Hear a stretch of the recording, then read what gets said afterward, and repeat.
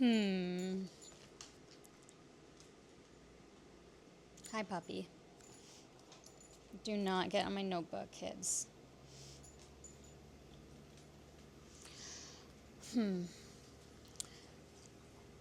So,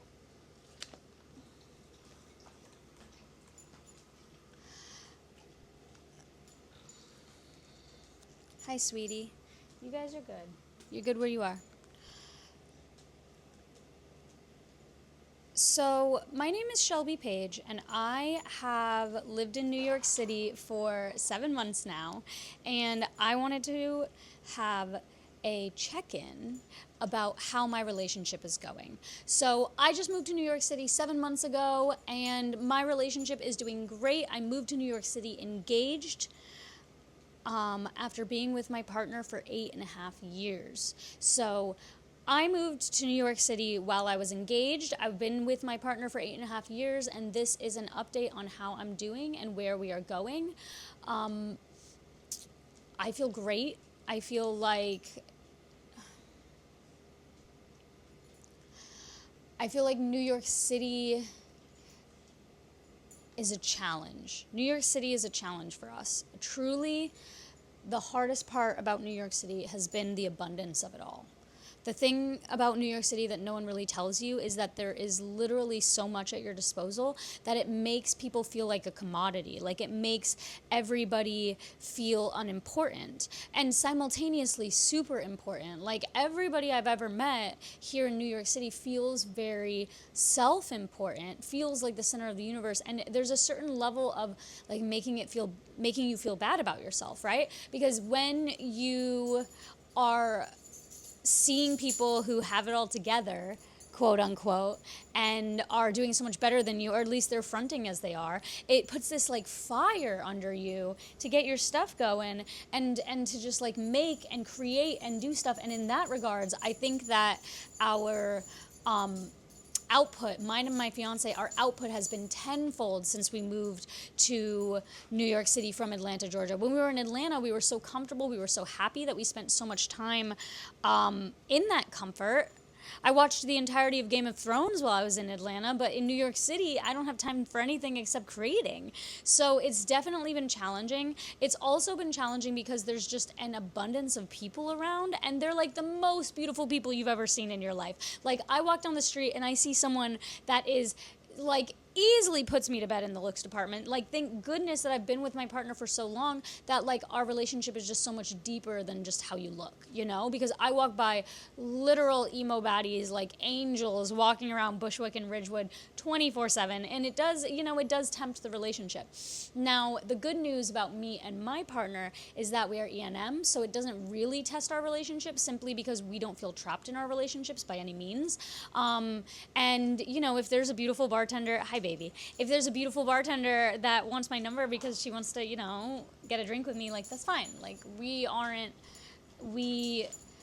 tempted by New York City. But if we were younger, like we both had this conversation, if we were in our early 20s instead of pushing 30 when we moved here, I don't know that we would have been able to say no to all of the stimuli. There's so much stimuli, there's so much temptation, there's so much to do in New York at all given second that I think it's really easy, all given moments, that I think that it's really easy to turn around and deprioritize your partner. I think that relationships fail in New York City because there's a lot of deprioritization, because your feelings get pushed to the front of the line. You're the priority, you're the main character of your life, and because of that, everyone here is hustling, everyone here is grinding, no one's really in the middle of building something together. There's a lot of collaboration in the artistic world, but there's not a lot of collaboration in the romantic world. I think that a lot of people in New York go on a lot of dates. They go through people very, very quickly.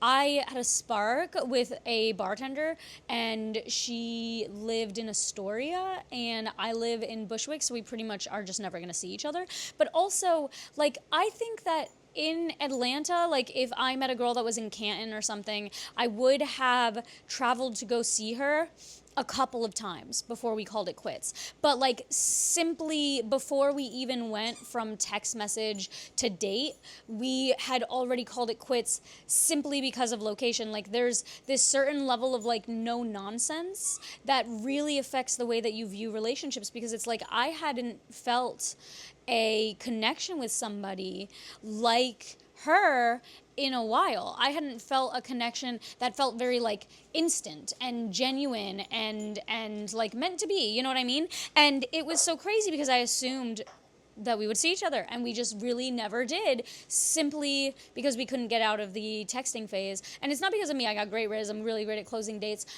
It was because we were too far away from one another. Like there was this sense of like, oh, that's where you are? Well, there's no reason to pursue this further, which I think that is due to people like cutting through the fat in their lives. Like it's a double-edged sword, because you cut through the fat and you really only have meaningful connections, but also the connections that you do choose to have might not choose you back, which leads to a feeling of not so meaningful connections, making you feel like a commodity. There's a lot of self-esteem at play in New York City, and you really have to let your ego go if you're going to play ball here. Like it's not an easy place to just feel important in. It's really easy to feel not important in New York City. And I think that if my partner also was making me feel not important, I feel like if my partner was also making me feel not important, then I would have these really intense feelings of loneliness in New York, despite being surrounded by people. So the way that I combat New York loneliness in New York City, one, I have a parasocial relationship with you all. Don't be weird about it. I love you though. And two, I go out in the real world. I reach out to networking events. I reach out to social events. I look for things that interest me, try to have hobbies. Like, I want to learn ceramics. I take a ceramic class. I join a yoga class. I do a bunch of things where, try to be in more collaborative environments. Yoga in particular is one that's kind of like a silent, like introspective hobby, but a ceramics class is not, or a dancing class is not an introspective hobby. It's somewhere where you can make friends. Also, having a dog helps. This dog right here is my friend's dog, that is staying at my house because I run a doggy hotel now, because dog moms all hang out with one another. I did know someone in Atlanta that did something like that, got a dog as a personality trait, and it didn't fix his broken personality. So really only get a dog if you have an abundance of love that you need to pour into something, because they deserve it. And also New York is very small, so you're not going to want to, you're not going to want to put the dog in harm's way. But in general, if you are coming to New York City looking for love, I really wouldn't suggest it. I think it's the wrong place. I think that there's a lot of commoditization here in New York, and there's a lot of people available to you. Like, celebrities live here. Taylor Swift lives here. Like, you're gonna feel ugly at some point. You're gonna feel not pretty. And even if you feel pretty to some people, they might, there's a million other reasons it might not be a love match, including schedules not lining up, or living in the wrong borough. And if that's the case, then you're gonna feel worse, and it's not even in your control. You know what I mean? If that happens, that's not in your control. And if you don't have a strong enough ego, if you don't have a strong enough sense of self, that shit might rock you. That might rock you, that you could meet your soulmate, but they live 40 minutes away by train, so you guys are just never going to date. That could rock you. So you've got to be certain, if you're going to move here, you got to be certain that you know who you are, and you've got to be okay with rejection, a lot of rejection. And my relationship's doing fine.